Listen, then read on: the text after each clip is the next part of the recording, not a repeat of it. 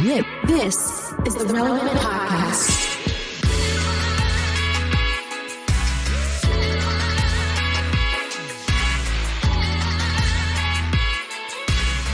It's episode 1209, and it's the Relevant Podcast. Happy Election Day, everybody. Here in Orlando, I'm your host, Cameron Strang, and joining me from Loverland, Virginia, is Jesse Carey. Hello, hello. From Nashville, our managing editor, downtown Emily Brown. Hey, y'all. And as we promised you on the last episode, no more politics. It's not going to come up at all. Hopefully you voted. Now we're done. Moving on. Jesse, what are you doing? What are you doing to celebrate the fact that we don't have to talk about politics anymore? I mean, all we have to do now is just observe a peaceful transfer of power and civil discourse. You're going there, don't. And we don't have to address this again for 4 peaceful, prosperous years. By the way, if you voted for my person, then that's right. If you didn't, then we're all just going to hell. Just for context, we're recording this days before the election. Days before. So we're just predicting. Oh my gosh, what if something like horrible happens on election day? Don't say and we're that sitting here now. like joking around, and people are I'm giving context. I'm speaking things into existence here. A prosperous, peaceful, great. You and Jesse years. Duplantis. He's going to speak his new plane into existence. Kenneth Copeland. Mm-hmm. You're speaking peace and prosperity. So that's right. We are recording live from Tulsa, Oklahoma. Everybody, I'll take a plane as well, and a sweet pinstripe soup. You know, the older I get, the more those characters all look like 60s Batman villains in my mind. Jesse, Kenneth Copeland has. I think Kenneth Copeland, remember that when the person confronted him in his airport hangar, came running up during COVID about his planes, and the reporter was like, how can you be a preacher and you're talking about planes? And he talked about how he can't fly commercial because there's demons in the tube. Yeah. And that's why he had to have his own plane. God told him. But have you watched any interviews or talks with Jesse Duplantis over the years? I mean, not in a very long time. Dude, Jesse Duplantis, I saw a whole thing where he and his wife were doing their show or whatever, and he was doing a fundraiser. He was trying to get people to give. He got talking about the fact, this went viral, that's why I saw it. I don't watch his show. He got talking about the fact that he owns the largest home in the state of Louisiana. I don't think that's the flex he thinks it is. You know, especially if you're raising money. What am I donating for if you're telling me you're one of the wealthiest people in an entire state? In a state? No, he's saying I have the biggest house in the state of Louisiana. I think you're donating to be a stakeholder in the biggest house in Louisiana. That's what you're donating. Or you're paying for its upkeep. I mean, I'm sure there's a pretty large staff required. I don't know. You know, I've reflected on, we have a similar upbringing, Cameron. You know, we've both been degrees of proximity, closer at times to those types of individuals and religious institutions, when it comes to kind of that world of people who flaunt their wealth in a religious sense, know? And the more I think about it, just the more weird it is. And I try to avoid it because I saw something the other day about Ed Young and somebody approaching him, some documentary filmmaker about his housing allowance and how much he makes from. It's man, that is just such a strange world when you take an objective step back from it. I saw a clip going around. This is ironic. We're talking about this. Maybe the algorithm influenced me and this is on my mind or something because I saw this clip last night. But there's an entrepreneur named David Meltzer. If you know Grant Cardone, that kind of, very big on social media, very inspirational business guy, blah, blah, blah. Yeah. Well, he's a believer. Grant Cardone talks about being a believer too, but David Meltzer is a little bit more outspoken about his faith. I thought Grant Cardone was, I thought he was a Scientologist. I could be wrong about that. I think he's been talking about Jesus more. I don't know. I do know David Meltzer talks transparently. Earlier in his career, he went totally bankrupt. He lost $90 million. He had to rebuild his whole life. He lost everything, all this kind of stuff. And over that journey came to faith. And he talks about his faith pretty prominently. Anyway, he had a clip going around last night, and he's talking about that the person was talking about the tension between wealth and his Christianity. That Christianity teaches charity and selflessness and that the rich can't get into heaven, eye of a needle thing. Yeah. And he said, no, you're getting it all wrong. You don't understand. Historically, it's proven Jesus was very wealthy. He comes from a contractor family, and the contractors in the villages were among the most affluent. And so the way that Jesus was able to even go and not work for 3 years and was that he had so much wealth. And he even referenced like the type of robe Jesus wore and different things like that, talked about his social status and his wealth. Yeah. And he said, so Christianity is about what God wants you to be wealthy because you need to have those resources to be charitable or help others and things like that. So there's no tension between the two. And he had this whole theology about God wants you to be rich. And I was just like, well, not just the theological gymnastics that takes. I mean, gymnastics. That dude was tiptoeing the balance beam. No, but also mad respect for coming up with your own like theology to get away with stealing money from people. Like he's dead wrong, but I gotta respect the hustle. He doesn't steal money from people. I mean, convincing people to like give him money, whatever it is. Oh, no, he's not an evangelist. He's a business guy. I mean, he's like real estate investor. He's not Jesse Duplantis. Sorry, I think I was thinking that, and it was like, I mean, whatever helps you sleep at night. Like, well, they would say a similar theology, to be honest with you. Jesse and I went to school in Tulsa. We heard all the faith, name it and claim it, faith and prosperity messages. But there's like 3 scriptures that they really hone in on out of all of them. You know what I mean? Anyway. And ignoring the fact that, Jesus was homeless. It literally said that he has no place to lay his head. Like I don't think he was all that wealthy. He didn't have a house. Elon Musk. Elon Musk doesn't have a home. He's homeless. He just, stays wherever he wants to. Yeah. Jesus other than that Elon. massive compound he's building outside of Austin to house his 11 children and their multiple mothers. I mean, that's happening too. But Nick Cannon's dream world, man. Dream world. Yeah, but either way. But speaking of wealthy stuff, I was wondering if you were going to leave it there or if you were going to go where you were going to go. This is going to be a top 5 transition for you. Talking about tiptoeing the balance beam. Let's go. Speaking of rich people stuff, I'm playing the local public golf course after we wrap this. I'm not playing at a country club, by the way. No offense, but I was telling for the listener, I was telling Cameron and Emily, after this wraps, I'm taking my 11-year-old son. They're out of school today. And we're going to go play 9 holes. And I'm very much looking forward to it. And both Emily and Cameron looked at me like, you play golf? Now, it's not like I'm a member of some like a club or whatever, but I play, probably 10 times a year. But this is not something you two ever do. I think the last time I played golf was Wii golf back in like high school. In college, we had to take a PE elective every semester. You took golf? 2 years I took golf. Yeah. Because the Division I golf team was the coaches. You were learning real technique and all this stuff. But I took it because it was easy. And you didn't have to like run and stuff. Like there's the other PE classes you had to like exert physical effort. And golf, you just sat there at the driving range. It was pretty great. That was 20-something years ago. I have not touched a club since. So, Emily, have you ever been out on the golf course? I've been on a country club golf course because one of my friends worked there, but I was not playing. So my son really likes all sports, and he really wanted to learn to play golf. And so I took him. The first time I took him out was probably 2 years ago when he was like 9. And again, this was a public course. It's not like we're rolling up to You don't Southern have Hills to give us your everyman cred every time you mention you're playing golf. I'm just stating for the context of this story.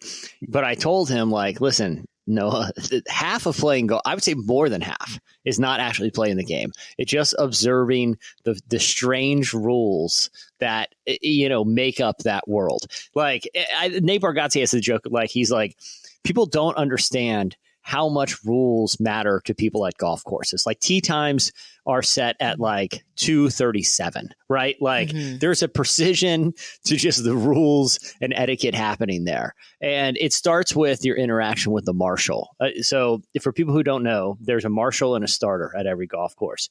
They're usually retired, the most grouchy, retired old guys you've ever seen. And their single purpose in life is enforcement of arbitrary rules of the golf course. And it you know, taking my son, that was basically all it did. It doesn't really matter how you play. It matters, one, if you look appropriate and you behave appropriate. Most of the people on the golf course the secret is they're terrible at golf. Even people who go all the time are absolutely awful. It's really? all about these. Oh yeah. Oh, it's a very difficult and a game to master, and especially these old guys. Like, they're not holding up well out there, guys. They, this is a social, like when you watch like Curb or whatever, there are dudes like that who just go every day. You think they'd be good. They're awful. The secret, so I told him, look, the secret how can you do your 10,000 hours and not get good? Like, I don't understand that. Go to any golf course on any day and just stand at a tee box and you'll see firsthand. Well, I see the tee box where it's like, okay, but I just assume those are the guys who, like you, maybe play 5 times a year or whatever. No. Or you play more than that. But I mean, like, so they're just rusty on the first tee, but then they warm up and they do better later. Have you ever watched one of those Pro-Am, like Tahoe tournaments? No, I have a life. They're really fun. Like Steph Curry's like really good. Whatever, Emily. But they have like, she has a life, meaning she was watching Love Is Blind season 7 and binging it instead of watching golf. You were watching that one. I was not. But you look excellent. Cameron, to answer your question, you ever seen Charles Barkley at one of those things? Yeah, he's awful. That is a guy who spends the entirety of his free time playing golf, and he's getting worse, actually. He's actually... And that's the big secret to this game, is if you just look right and talk right, you can be totally awful at it and still have a good time. So the problem is I'm tangentially somewhat interested because I live two blocks from a historic golf course, Dubstrid. Yeah. Like back in the day, Sam Snead won the PGA Championship there. 800 years old now. Like they're anyway. It's right there. It's right there. So there's a lot of people in my neighborhood that have golf carts and stuff, And I was like, maybe Cohen and I need to go and hit some golf balls. I mean, literally it's right there. We could walk to it. But what I'm saying is, and so like I started like, maybe I should, right? So the algorithm knew that somehow, got in my brain, and started showing me golf TikToks. Yeah. And I started watching them. And it's like, okay, I could get back in the flow of this. It's easy. How hard could it be? How hard could it be? So all you got to do is look right and act like you know what you're doing. And it doesn't matter if you duff it every time, because most people do. By the way, this reminds me of the hardest I've laughed at anything. You guys know me. I love the internet. But I don't like interacting with people on the internet. I just like funny videos. Okay. That's valid. I always have. I was crying the other day at a video that I stumbled across. I can't remember. I think it was on X, or it's one of the platforms where those are a few short videos. And it was someone who just goes to golf courses. Okay. The other thing too, like I said, rules. People take golf very seriously. They pay a lot of money to be out there. They dress, He drives up and parks pretty close to a tee box, right? And he just parks his car on a road. A lot of tee boxes are right off the street, And he parks there. And as soon as someone is in their backswing, he blasts the horn. Okay. Oh, I saw that. And then the people look over and he's like, sorry. And then they go to tee it up again. And he does it a second time. And these old men like come charging at him after a while. They're so mad. They're cursing him out.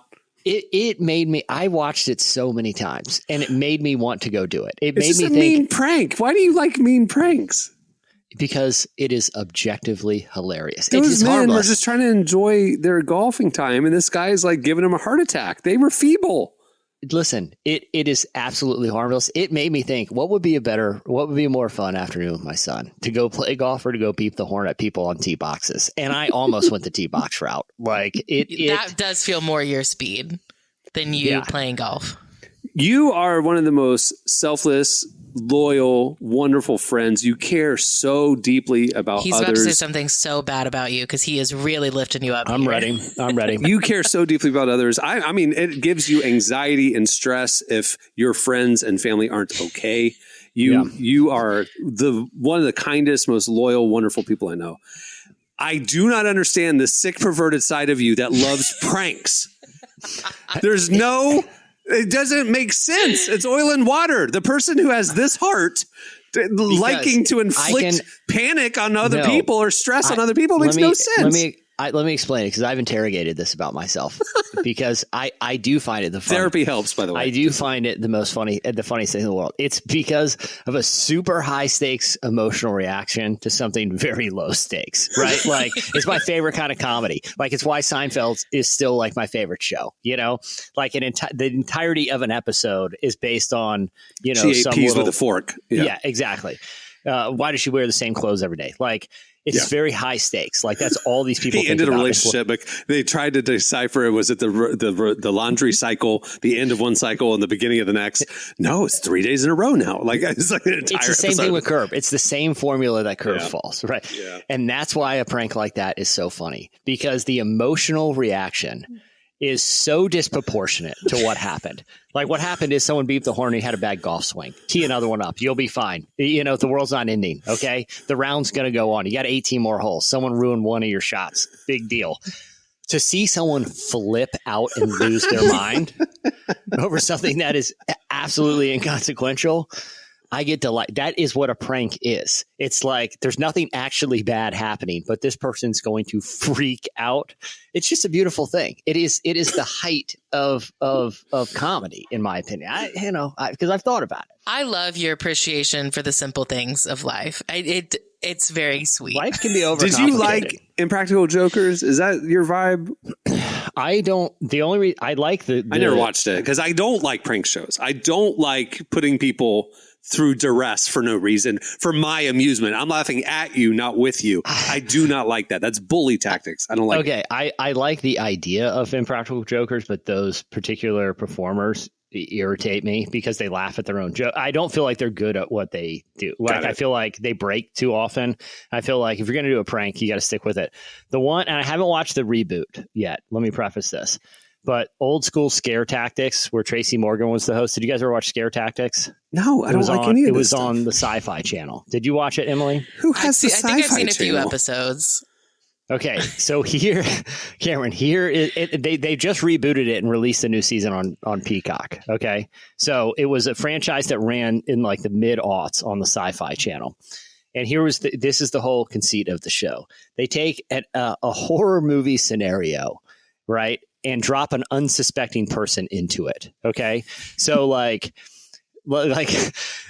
usually involves someone like responding to like a temp agency job or something like, hey, we need you to go to this place and you got to help with this or that, and they're like driving to the location and the car just like breaks down on a country road. And this the Mark doesn't know the car's like outfitted with cameras and stuff, and like creepy children wearing like clothes from the 1800s just walk out of the cornfield. You know what I mean? And like start surrounding and it is. I mean, you see people like fake alien stuff, zombie invasions, like real people in the most ridiculous horror movie scenarios.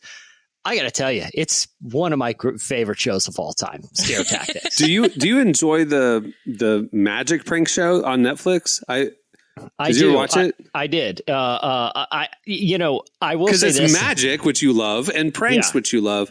I watched a couple episodes. I thought Jesse would like this, and then I lost interest. But that was the thing. I felt like the execution, the idea was better than the execution. Like it took a long time for the payoff in that show. A long time. Where it's just like, don't bore us. Get us to the chorus. Let's get to the next one. You know what I mean? That was like why Jackass was so great. They crammed like in a 2-hour movie, you get like 50 awesome pranks. You know what I mean? Those aren't pranks. Those are just guys Some of them were pranks. jumping over sharks and getting bitten and stuff. No, the old school. See, that's the thing. I like the pranks better than the stunts. Like old school was like Johnny Knoxville driving a Hertz, and he parks at a intersection that's on an incline, and the back opens up and the coffin goes out, and there's a guy in there, and he's like frantically in the middle of a live intersection trying to load a body into a coffin into the back of the Hertz while he's wearing like the tuxedo. It's a great prank. It just is. There's no victims. There's no victims. I don't mind victimless pranks. It's just a funny, weird thing that I'm watching happen. That's fine. How did you feel about Punk'd, like the MTV show Punk'd? See, victims. You're punked. You're made a fool of. I don't like that one.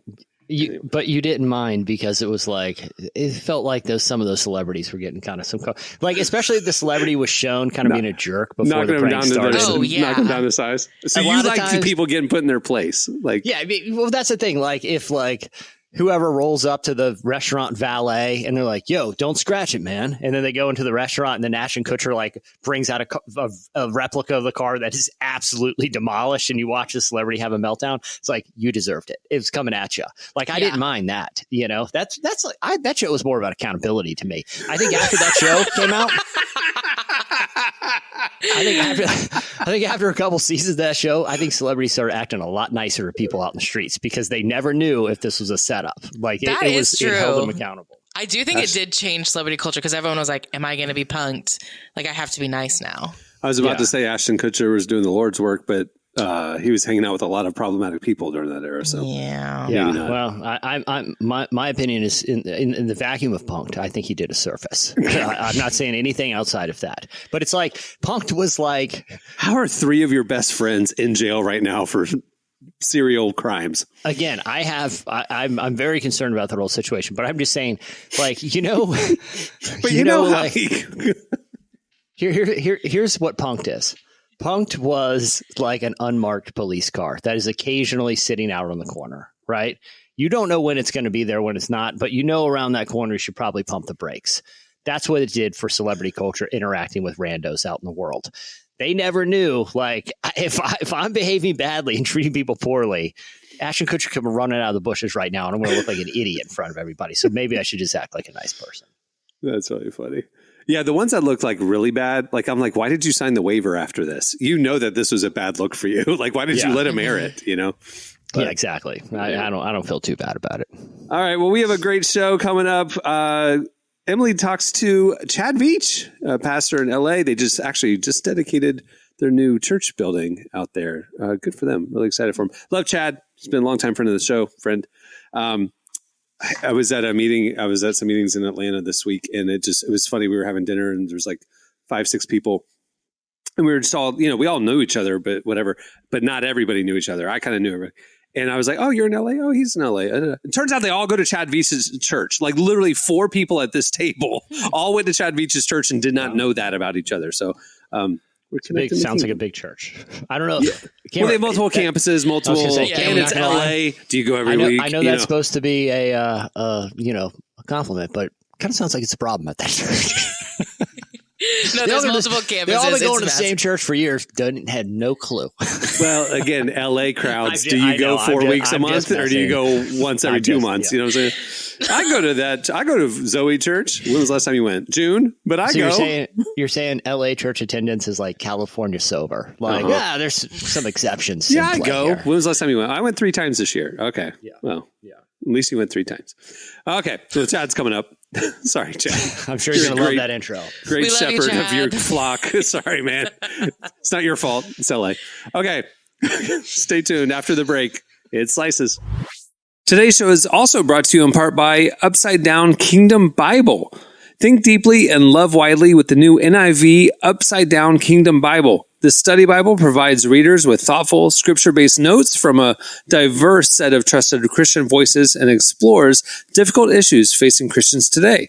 With features that are honest, nuanced, and filled with grace, topics such as race and ethnicity, creation care, science, abortion, gender and sexuality, politics, and others. Learn more at UpsideDownKingdomBible.com or find it wherever books are sold. Relevant Podcast listeners, we are so excited to invite you to join the powerhouse lineup of Phil Wickham, Cody Carnes, and Christian Stanfill for the Sing-Along Tour kicking off in January 2025. This one-of-a-kind worship atmosphere, featuring both solo and collaborative performances, creates a sacred space where communities gather to encounter Jesus in deep and authentic ways through the collective worship experience. We'd love for you to join in. Tickets are on sale now at philwickham.com. Okay, it's time for Slices. What do you have, Jesse? All right. So this story interested me, but I have another question I want to follow up with you guys coming out of this story. So you guys are probably aware. Most people on the internet are aware of a problem. I'm not a big McDonald's frequenter. I got no beef with McDonald's, no pun intended. I was going to say, is this an arsenic reference or something? I have no opinion. It just, if I'm going fast food, I'm going Taco Bell. It's just who I am. But either way, there is, as McDonald's frequenters know, and people on the internet probably are aware of, there's been a big problem with the McFlurry machines there constantly being out of service. So much so that there's a website dedicated to mapping McFlurry outages. So if you really want one, you can go to this website and make sure the one you're going to is actually functional. It's not just McFlurries. It's also ice cream cones and soft serve. Yeah, the whole ice cream machine, is it working? Yes or no? Yeah. McBroken.com. I've referenced it many times. And so one of No, I can remember it. The few times a year that I need to check it out, I can type in McBroken.com. That you need to check it out. I got to find out about this ice cream situation. I mean, honestly, I going had some friends over the other night, and late night, it was after all the cool ice cream shops were closed. We have some 24-hour McDonald's. It's like, if y'all want some ice cream, we can go do a McDee's run. But I pulled up McBroken.com just to make sure I didn't want to waste the time. Yeah. If it was, and the one closest to me was down, so we went to one a little further away. So. Well, part of the reason for this ongoing national nightmare is because McDonald's has long, since the 1950s, worked with a company called Taylor Company for their soft serve machines. And part of their agreement, and it actually has something to do with like copyright, is that only that company is allowed to service the machines. It was just the law. And but recently, the U.S. Copyright Office has overturned that policy after advocacy from a group called Public Knowledge fought for legislation called the right to repair. Now it's passed, which means that, this mainly affects most of these kind of agreements happen like in the food service industry. Mm-hmm. So this gives them the legal right to repair machines and not it be some sort of proprietary service that they have to agree to in some sort of licensing agreement. Obviously, I think if you own something, you should be able to do whatever you want with it. But beyond like ice cream machines, aren't there like laws and stuff about like jailbreaking iPhones and kind of, don't you feel like that should apply, that same line of thinking should apply to consumer devices? So Emily can speak to this. If you notice, the lawsuit is iFixit was one of the people who brought the lawsuit, organizations that brought the lawsuit. iFixit was one of the repair shops for iPhones and tech that when Apple has a law that says you can't replace the battery, or if you replace this part of the screen, it'll void the warranty for the owner and all these things. So they can't upgrade and all these, whatever. iFixit and other tech repair shops brought this class action lawsuit. And then the food service industry jumped in on it with the, these same sorts of restrictions and stuff like that. Emily, I brought up this same point to Emily because when she wrote it and I was editing it before it went live, I was like, but shouldn't we talk about the tech too? And Emily, speak to this. You told me that, no, this ruling wasn't blanket. This was specifically limited to ice cream machines and food service stuff, and that the tech stuff is somehow separate. Yeah. So there's this big lawsuit that's been brought forth, and it is still in the process. Like iFixit said that they are still trying to, get the law changed so that they can, like, these tech repair companies can fix, right to repair. Apple stuff, but yeah, right now, for whatever reason, the Copyright Office only made a change for food service industries For ice cream machines. Priorities. So now I am fully convinced. Every one person in the lawmaker- world has an iPhone, but no, we got to fix those McDonald's. ice I'm cream fully machines. convinced the lawmakers were like, I don't care about iPhones. I need a McFlurry anytime I want one. And that's why they made this a priority. I'm picturing it's some like old curmudgeonly senator who pulled up to a McDonald's one night just dying for his McFlurry. And when he didn't get it, was like, all right, you have the wrath of the United States government coming down on you. No, Yeah. I do.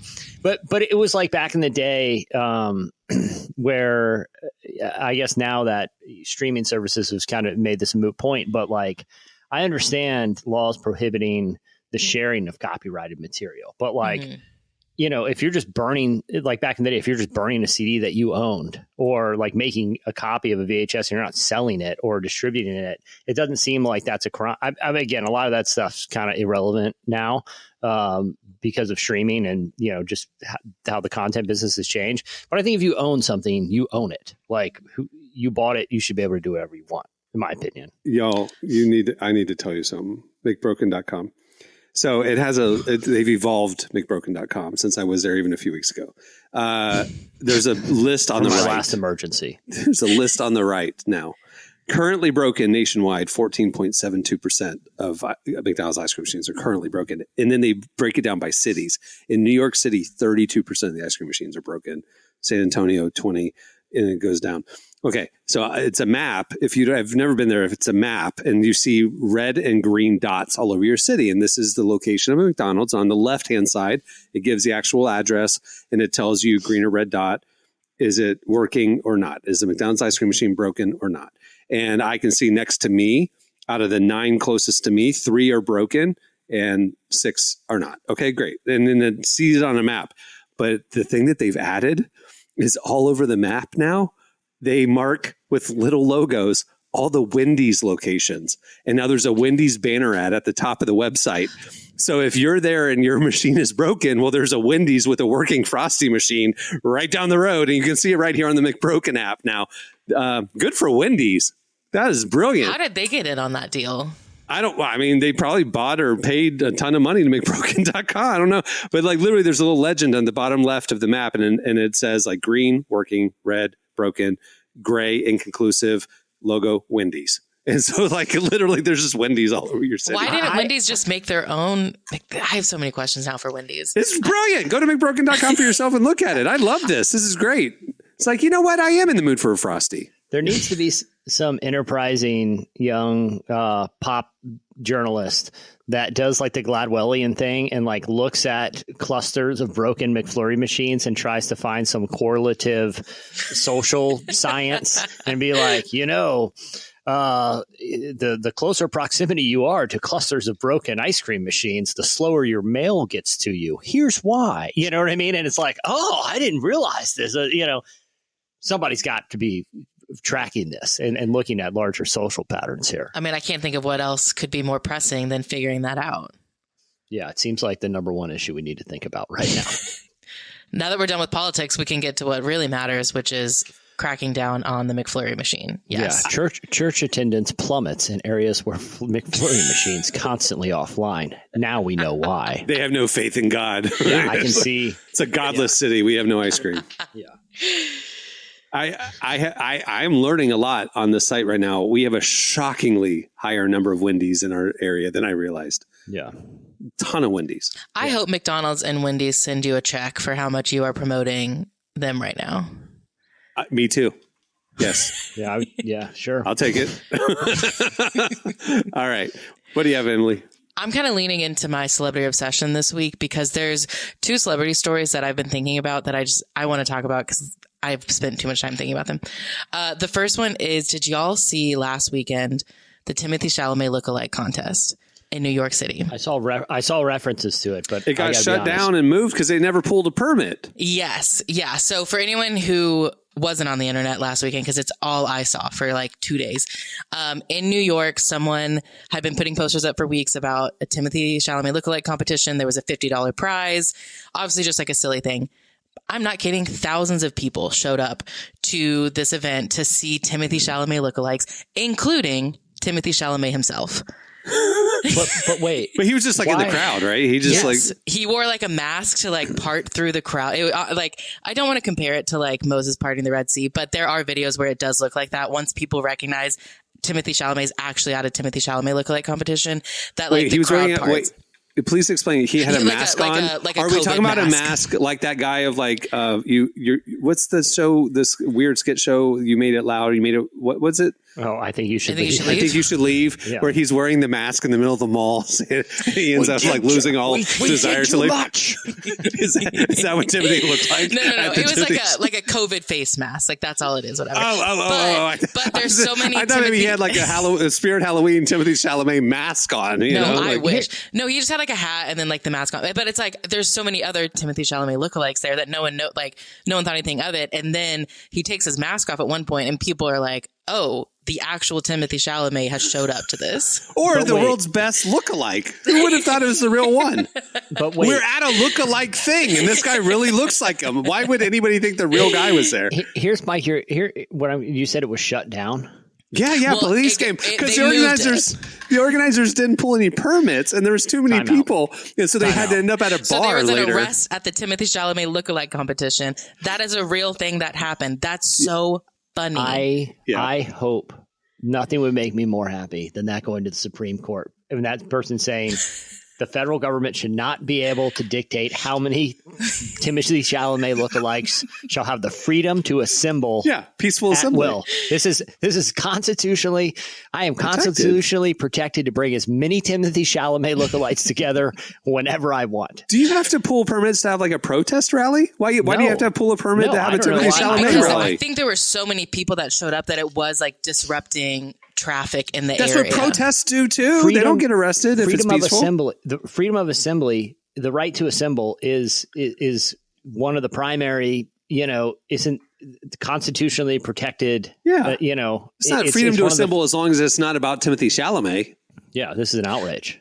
Listen, I'm on y'all's side. I'm just saying I think it's like I think why. the ACLU has a new cause they need to take up. I think what's also really funny is the kid that got arrested. He obviously someone interviewed him, and he was like, "Yeah, my mom found out after I got arrested. Like she found out online that he had been arrested because it was going around, and she like saw the pictures and was like, oh, well, there's my son getting arrested for starting a Timothée Chalamet lookalike competition." like Listen, Timothée Chalamet. and good for him. And I think we need to fight to protect this patriot against the comrades shutting down. Because let me read the First Amendment of the freedom of religion, freedom of speech, Right. freedom of press, freedom of assembly. People have the right to peacefully assemble and freedom to petition.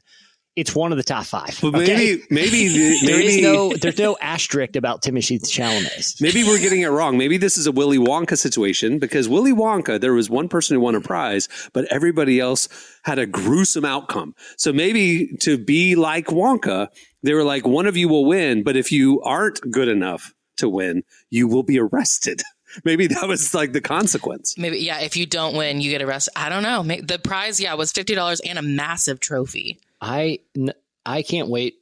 Fast forward 15 years in the future, and there's like a prestige film, and the climactic moment of the film is this young Timothée Chalamet lookalike testifying in front of the Supreme Court about the right to assemble.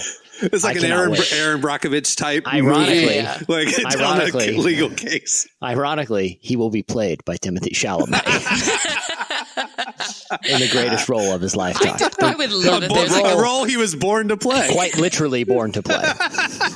it would be funny that like if there is like a butterfly effect from this random thing that happened. Like I think it would be hilarious. I bring this up though because someone pointed out that like there was a time where just like silly things like this used to happen. Like something would get posted online and there'd be these silly meetups and stuff. And I think we should get back to that because I had a great time liking every single post I saw on Twitter about the Timothée Chalamet competition. Mind you, I haven't been to New York in years, but I was seeing it all over the place. I thought it was really funny. But see, New York is wonderful because they do stuff like this a lot. Like, do you remember, like, it was like a month ago, maybe 2 months ago, a guy posted a notice on a street lamp and he said, "Come watch me eat a big jug of cheese puffs at this date and time.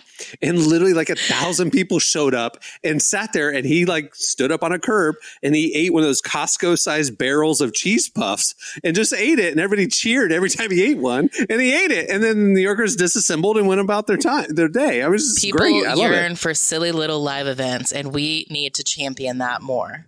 I love That's it. my hot take. This summer, Timothée Chalamet in a movie about a guy who looks like Timothée Chalamet.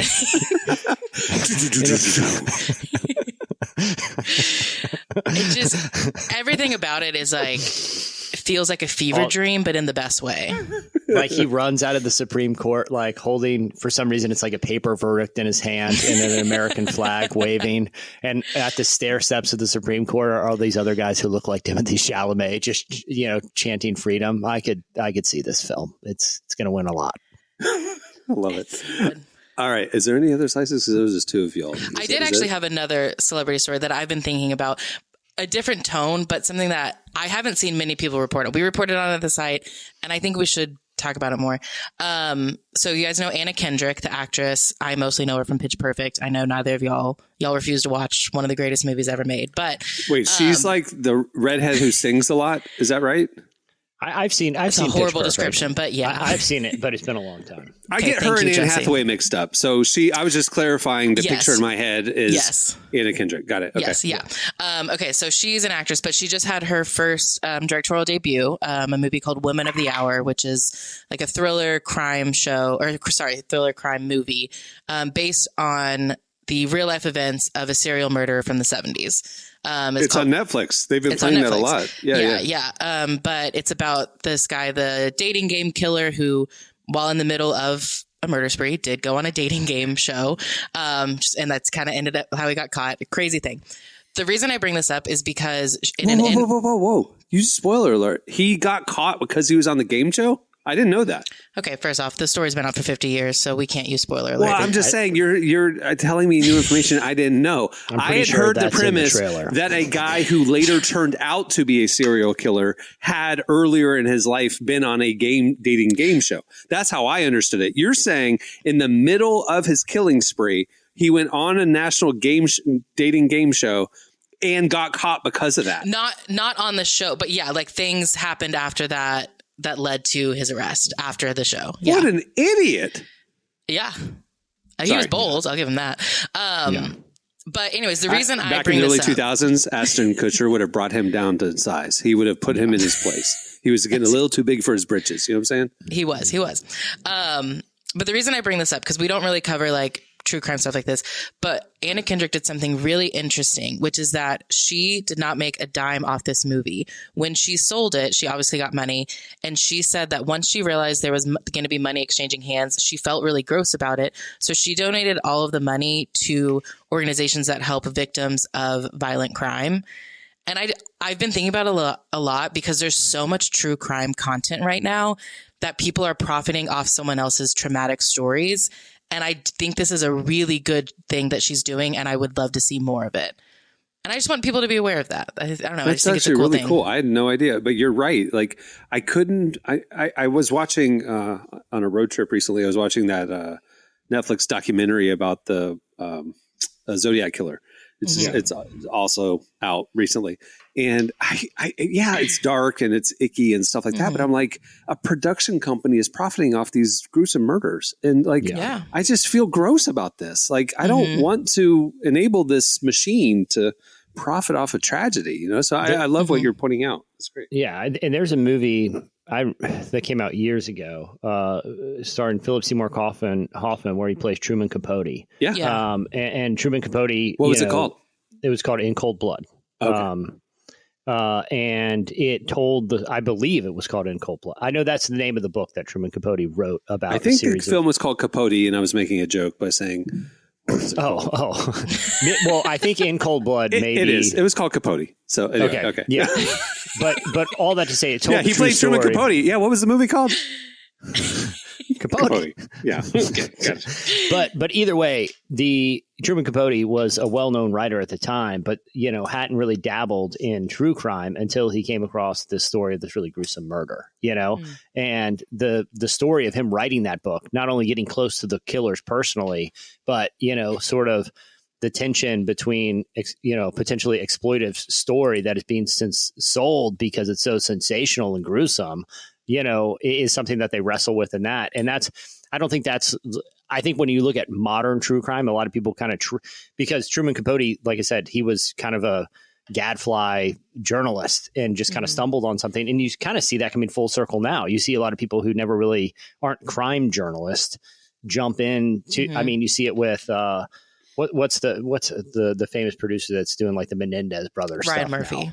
Yeah, like Ryan Murphy. Now Ryan Murphy is sort of he did OJ. He's like, he's doing a lot of true crime stuff, and it's he's dark stuff. He's benefiting off that, and as far as we know, he's not but he's winning awards from it. I mean, literally, and it once Anna Kendrick, like when she pointed it out to me, I was like, it makes so much sense that if you're gonna make a story off someone's, especially like traumatic, if you're gonna make a movie about someone's like really traumatic story, you should be doing something to benefit either them or people who resonate with this story. Like that just feels like the right thing to do in this case. I agree. Not that they can't get paid for their time, but like profit, the art should make a positive impact, not just be sensational. There are laws that prohibit the actual perpetrators of the crime from profiting off of it through true like book deals and stuff like that. Sure. Yeah. But I think like her saying, like, just her describing, like, I felt gross thinking about taking money about this, profiting off people. Like, I want more people to have that mindset of just be aware of what you're doing. I like it. Yeah. Good, Anna. She's a little bubbly for me, but I've always been a fan. I've always thought she was, didn't she do a Christmas movie on she was in Apple Noelle. TV Plus? Yeah, Noelle. It was lovely. It was nice. Yeah. She was great in another, I mean, this is from years ago, but I felt like this was a movie I was like, wow, she's a really great actress, was Up in the Air with George Clooney. I do love that one a lot. It's a fantastic movie. She was in that? Oh, I'm thinking of The Airport. Yeah. What was Up in the Air? George Clooney, he's a fire. He's like the salesman kind of person. Oh, he fires people. That's what it was. He's like a corporate raider. Yeah. She was in that. Who was she in that? She was the main woman in it. Yeah. And the film is really about the juxtaposition about someone at a point in life where he thinks he's got it all figured out, but he's totally alone. And his life is traveling and career, and he's foregone family because and then she plays someone who's at the cusp of being able to make that decision of, does she want to pursue a life that is solely dedicated to her career, or does she want to veer and maybe be more, family? Was she the person that like he kind of like caught feelings for, but they were like, no, that was a different actress. Okay, that was, gotcha. that was another. Did she break out into song at any point? She did. She does more than just singing. Do birds and butterflies land on her shoulders at any point in the movie? She did get her start in Twilight. So wait, what? I never saw Twilight. What did she do in Twilight? Was she a vampire? No, she just was one of the high school students that was friends with the main girl. That had a crush on the vampires or the werewolves? No, she didn't have a crush on the vampires. Was she at the shirtless baseball game in the woods? Was she like cheering anybody on? And to clarify, no one was shirtless. I've seen that scene many times. What are you talking about? I thought it was. No, they made a parody of of Twilight, and I think they were shirtless in that one. I'm going to call Taylor Lautner and see if they were shirtless, because I think they were. When you call Taylor Lautner, please tell him I say hi, and I don't know. We'll figure something else out. I love my favorite Taylor Lautner fact is that he has a podcast with his wife, and it's hosted by Taylor Lautner and Taylor Lautner. I just love that Taylor Lautner is married to Taylor Lautner. No, I think it's very funny. Emily, can you see what's on my phone? Yeah, and I can't see the number. I need you to adjust the settings on the screen so I can see his phone number. I probably shouldn't do that. Okay, this is why we don't go to video, because someone will find somebody will text them. All right, here we go. Stay tuned after the break. Chad Veach joins us. Chad knows Taylor. Today's show is brought to you in part by Ricky Smiley's new book, Sideshow. Have you experienced devastating loss? Ricky Smiley, comedian and radio show host, shares his journey through grief and healing after losing his son and father to addiction in his new book, Sideshow. Discover hope, encouragement, and tools to practice how to hold the good with the grief, the past gifts with the present heartache, the hope with the hurt. Learn more about this autobiographical book that can serve as a helpful resource at sideshowbook.com. Today's podcast is also brought to you in part by the new book, Counting Miracles. One miracle might change 3 lives forever. From Nicholas Sparks, author of A Walk to Remember and The Notebook, Counting Miracles is an emotional novel about second chances. It follows Tanner, a former Army Ranger searching for his father, Caitlin, a doctor balancing work and family, and Jasper, an elderly man facing personal tragedy. As their paths cross, none expects a miracle, but it may change their futures forever. A story of redemption and belonging, Counting Miracles is available wherever books are sold. Well, our guest today is Chad Veach. He's the pastor of Zoe Church in Los Angeles and author of books like Worried About Everything Because I Pray About Nothing, and his latest book, I Bet You Think This Book Is About You. We sat down with him to tackle pride and humility and why it's something Christians today can't ignore. Here's our conversation with Chad Veach. Well, let's define some terms here before we get started. What exactly is pride and humility, and what do they look like in our lives? Well, let's start with the positive, because I think we're so incentive-based. As a culture, we love to look at what could I get or what's in it. What is humility to me is not thinking less of yourself. It's thinking less about yourself. So it's not minimizing your grace or your gifting, your talent. One of the things we talk about in the book is that humility is an accurate view of yourself.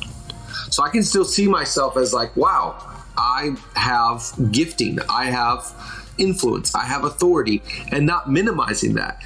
I think pride allows you to drink in that stuff to make it about you or your gift or your beauty or whatever. I think when I have an accurate view of myself, I realize my resources, but I don't weaponize them for me. I can use them for the good of others. So I think humility is such a big deal. Pride, on the other side, pride is arrogant, conceited, it's cocky, it thinks it's better than others. To me, this is the root of racism.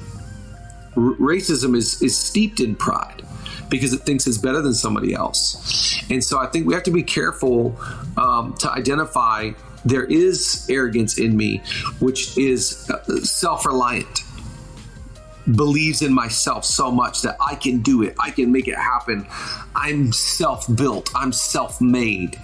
All of those things are very dangerous. Humility honors God. It says, God, I don't have anything without you. You blessed me. You gave me talent. You gave me opportunity. You gave me creative ideas. And so I think we got to understand what this side is versus that side.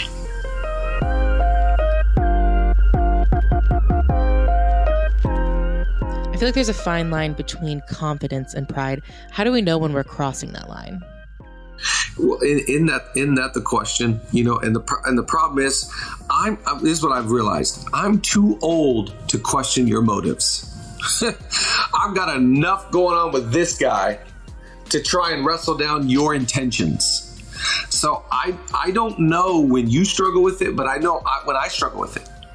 So only I know, only me and the Holy Spirit know when I'm doing things for me and mine and to get and to. I know, God knows, and if I don't know, God will tell me. And so I think just understanding our motives and washing our intentions clean will help us go so far in life. And to me, that's what all of this book is about. Is going like, let's look inside. What drives you and why? Why are you motivated by that? Why do you post that? Why do you want to be seen with them? What is the intention of all this stuff? And getting down to the true identity of who we are, because then I think we'll have the power to move forward.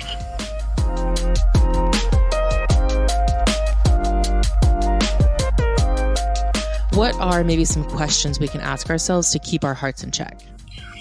Well, I think, that's a great question. I think the questions we need to be asking ourselves is like, why do you do this? What is your intention? What are your true motives if you're being honest? What are you looking to get out of it? We need to I think most people struggle being honest with others because they're not honest with themselves. And we have to get more real with ourselves. I heard someone say recently, Tom Brady was talking about in this era of his life, he's trying to check in with himself more to see how he's doing. And when he said that, I thought that's really good language. I don't think a lot of us check in with ourselves to find out what's driving all of this. What is motivating me? And I think, we can look and go, wow, I wanted to make that money, not so that I could use it to glorify God or kingdom purpose or to build the house of God. I wanted to make that money just for me and mine and what I can get. And I think if we live our whole life taking, we're gonna live really empty. What's crazy about humility is humility humbles ourselves under God and unlocks and releases us into our full potential. And if you watch humility actually allows us to serve and to give and to encourage. And we start living out, not in. And we start living fulfilled. They come to Jesus one time and they're like, Jesus, you have to be hungry. Like, you got to be hungry. And he's like, guys, I have food that you don't even know about. My food is doing the will of the Father. When you humble yourself and you're in the will of the Father and you live for God's glory, not your own, there's a satisfaction that pride could never deliver. So I think we got to watch out for these characteristics of selfishness, selfish gain, wanting our own name to be known and promoted more than God's. We got to watch these hidden agendas that are lurking in our crazy, evil heart. One of my favorite verses right now is Jeremiah 17, when Jeremiah says to God, God, the heart is wicked and deceitful above all things. Who can understand it? So we live in this culture that's like, follow your heart. What's your heart telling you? Do what's in your heart. And I'm like, no, don't. Stop. Please stop. That's what's killing you.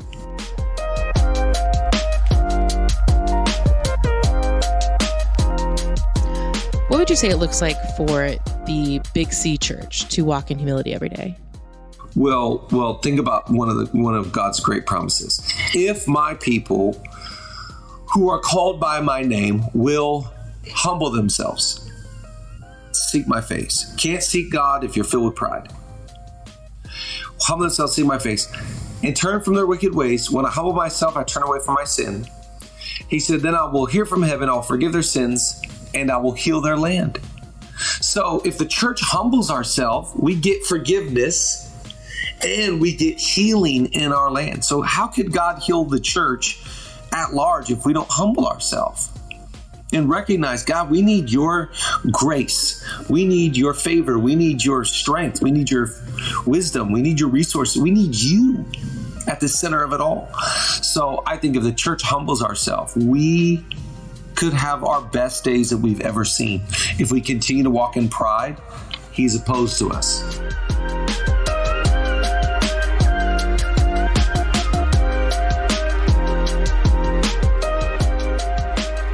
I'm curious, how do you start tackling something as big as pride? Well, I think it's like, to me, it's like sin. The moment you acknowledge it, it just kind of deflates it. Like, sin is this thing that balloons. And the moment you confess it, it just, all the power's gone. So I think I just started to get, good at acknowledging, wow, I'm struggling here, or this is not my best day, or man, if I can be really honest of why I want to accomplish this, it's more for me. And, just starting to be, I think we're so bad at being truthful. And we don't know the hidden agendas of our heart. So it was, when I talk about the quest of becoming humble, I think it's more of even a quest of being honest with ourselves, of where we're at. So yeah, I've always read the Bible. I love scripture. I love daily reading. I love to pray. I love to worship. but I also needed to add a couple more things into my life to help me discover what does this look like. And I think one of them was transparency, vulnerability. It's a cheesy saying, but your authority is in your authority is in your authenticity. Being more authentic and not being so plastic. I think one of the things that people really despise in the church is false humility. It's like all the right words with all the wrong heart. And it's been going on forever. Like Judas is like, why did this money get used for this purpose? Because it could have been used for. He had the right words. He had the wrong heart. He loved money. He was greedy. I saw this clip the other day from John Mark Comer, and he's like, out of, whatever, how many years of pastoring, 30 years of pastoring, no one has ever once confessed greed to me. And I think that's so interesting. We think about confessing sin. We think it's like these two buckets, like it's like so limited. But it's like, we got to be honest. Are you struggling with greed? Are you struggling with pride? Are you struggling? Fill in the blank for just being honest with where you're at.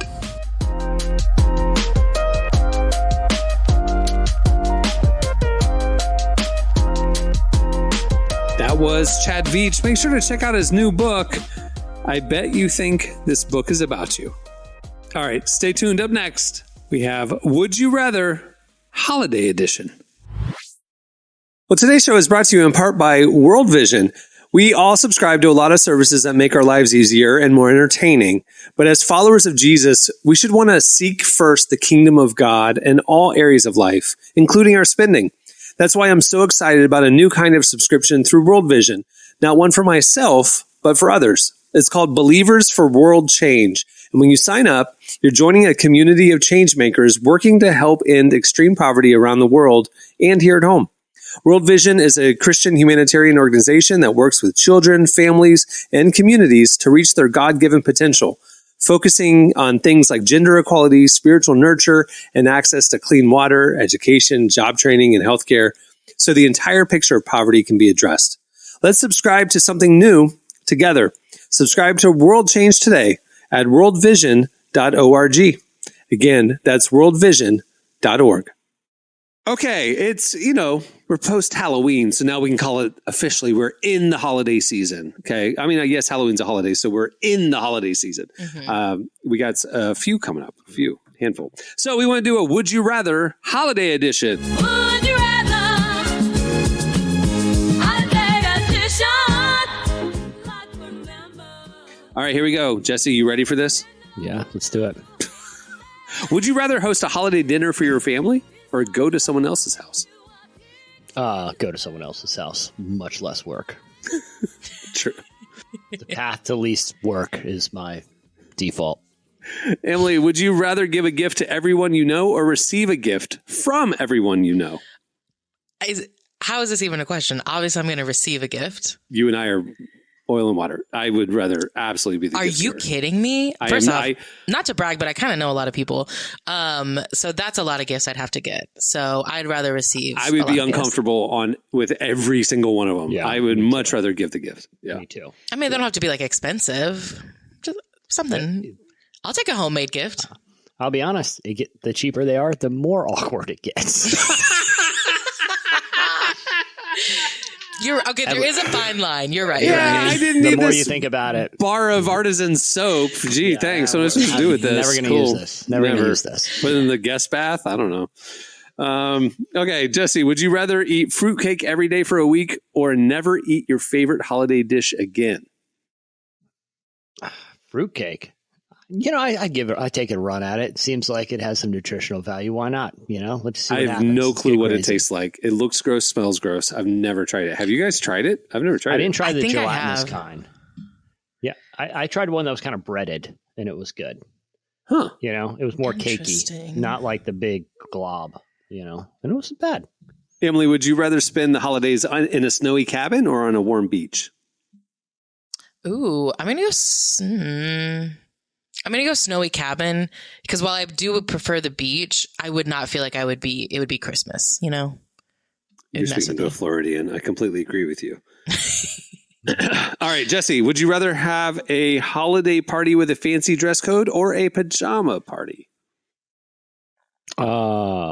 If it's a holiday party, I don't mind, looking nice. I'd go with that. Pull out the pinstripe suit. Night out, Yeah. I'm with you. All right, Emily, would you rather have to sing all holiday songs at karaoke or dance to them? Would you rather have to sing them or dance to them? Okay, this might be controversial. I'm going to sing them because that's going to be less awkward than me trying to dance to holiday songs. Gotcha. Oh, this is an aesthetic choice that I don't think Jesse will have a strong opinion about, but I'm curious.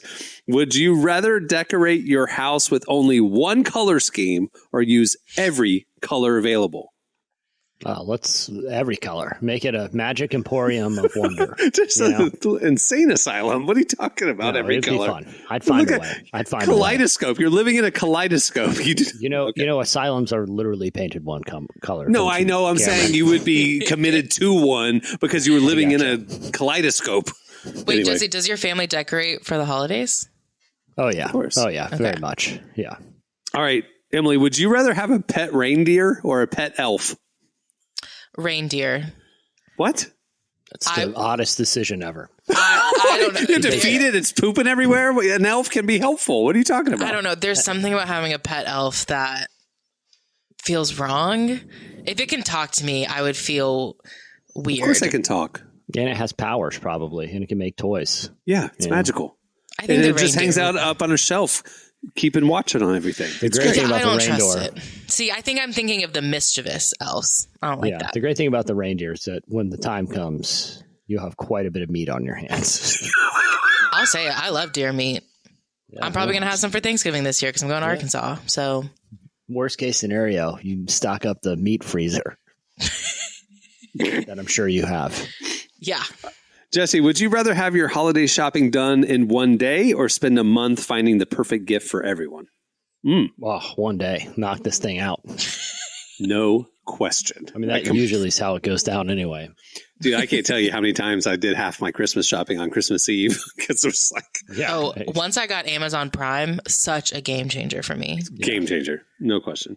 I haven't done Black Friday since Amazon. I mean, literally it's been a decade. Why is everybody so stressed out? Just go online. It's fine. Yeah. Last one. Emily, would you rather receive a gift you don't want or a gift that no one wants?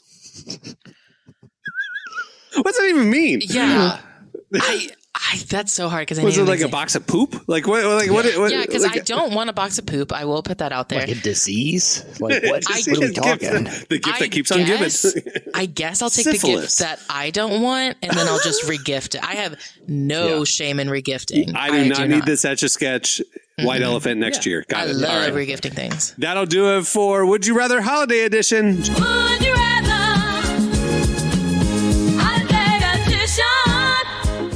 Well, before we wrap up, I want to thank Chad Veach for talking to us today. Make sure to check out his latest book. I bet you think this book is about you. Also, make sure to check out relevantmagazine.com every day, where we are covering the intersection of faith, life, culture, and justice, and a lot more. We got a little something for everybody. Also, make sure to follow us on all the socials and sign up for our daily newsletter. We send you our top 5 trending stories every weekday morning. It's the best way to stay connected with what we're doing. We have a lot coming up. Stay connected. All right. On that note, we'll wrap it up. I'm Cameron Strang. I'm Jesse Carey. I'm Emily Brown. We will see you on Friday. Have a great week, everyone.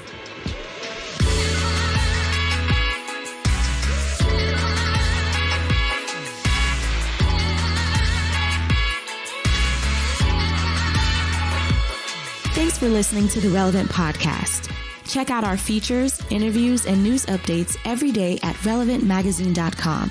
And make sure to follow Relevant on Facebook, Twitter, and Instagram for the latest. For more great podcasts, browse the shows on the Relevant Podcast Network, which you can find at our site. And while you're there, don't miss the all-new era of Relevant Magazine.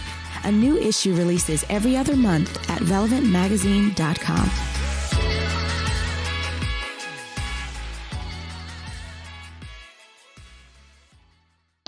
The more I think about it, just the more weird it is. Relevant Podcast Network.